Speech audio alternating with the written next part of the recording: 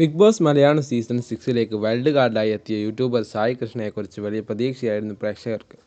തൻ്റെ യൂട്യൂബ് വീഡിയോയിലൂടെ ബിഗ് ബോസിലൂടെ മത്സരാർത്ഥികളെക്കുറിച്ച് കൃത്യമായ നിലപാട് പങ്കുവെക്കുന്ന സായി കൃഷ്ണയ്ക്ക് ഹൗസിൽ ശക്തമായ ഗെയിം പുറത്തെടുക്കാൻ സാധിക്കുമെന്നായിരുന്നു പ്രേക്ഷകരുടെ വിലയിരുത്തൽ.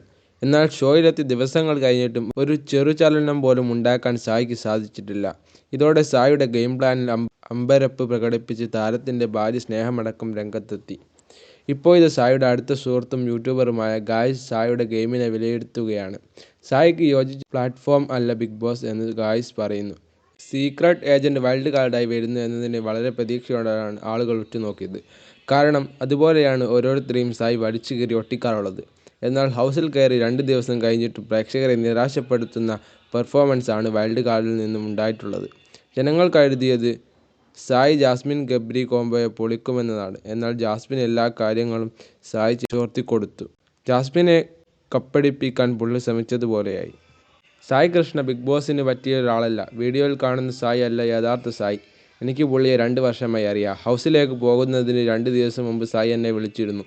ഹൗസിലേക്ക് വൈൽഡ് കാർഡായി പോകുകയാണെന്ന് പറഞ്ഞു. പുള്ളിക്ക് പറ്റുമോ ഇതെന്ന് സംശയമുണ്ടായിരുന്നു. കാരണം പുള്ളിയുടെ റിയൽ ക്യാരക്ടർ ബിഗ് ബോസിന് വേണ്ട ക്യാരക്ടറല്ല. മറ്റുള്ളവരെ ചവിട്ടിത്താഴ്ത്തിയിട്ടാണെങ്കിലും സ്വയം നിലനിന്നു പോകാനുള്ള കഴിവാണ് ബിഗ് ബോസിൽ വേണ്ടത്. പുള്ളി ഒരു ജെന്യൂൻ ഗൈ ആണ്. സൗഹൃദത്തിന് വളരെയധികം മൂല്യം കൊടുക്കുന്നയാളാണ്. പെട്ടെന്ന് ആളുകളുമായി കമ്പനിയാകുകയും അവർക്ക് വേണ്ടി എന്തും ചെയ്തു കൊടുക്കാൻ തയ്യാറാവുകയും ചെയ്യുന്ന ആളുമാണ്. കഴിഞ്ഞ സീസൺ തൊട്ട് ബിഗ് ബോസിൽ കയറാൻ സായി കൃഷ്ണൻ ശ്രമിച്ചിരുന്നു. അവസാനം സെലക്ട് ആവുകയും ചെയ്തു. എന്നാൽ യൂട്യൂബിലൂടെ കിട്ടുന്ന അതേ വരുമാനം സായി ബിഗ് ബോസിന് ചോദിച്ചു. പക്ഷേ അത്രയും വലിയ തുക കൊടുക്കാൻ തയ്യാറായില്ല. ഇത്തവണയും സെലക്ട് ആയിരുന്നു. ഇതേ ഡിമാൻഡ് സായി മുന്നോട്ട് വെച്ചു. ഇതോടെ അവർക്ക് വേണ്ടെന്നായി.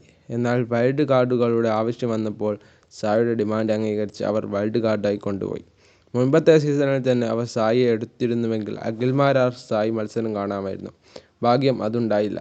ഇല്ലെങ്കിൽ അഖിലിൽ നിന്നും സായിക്ക് കിട്ടിയേനെ. ഈ സീസണിൽ അഖിൽ മാരാരിനെ പോലൊരാൾ ഇല്ലാത്തതുകൊണ്ട് സായി രക്ഷപ്പെട്ടതാണ്.